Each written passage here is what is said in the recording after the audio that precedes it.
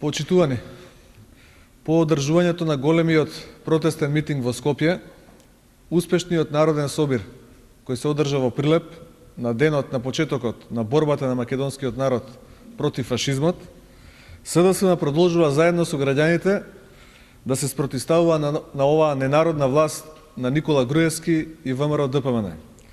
Во Штип, на 21 ноември, во 18 часот на плоштадот Слобода, повторно сите заедно да го дигнеме гласот против бедата, сиромаштијата, корупцијата, очајната економска ситуација во земјата, изолацијата и погубната политика на оваа влада.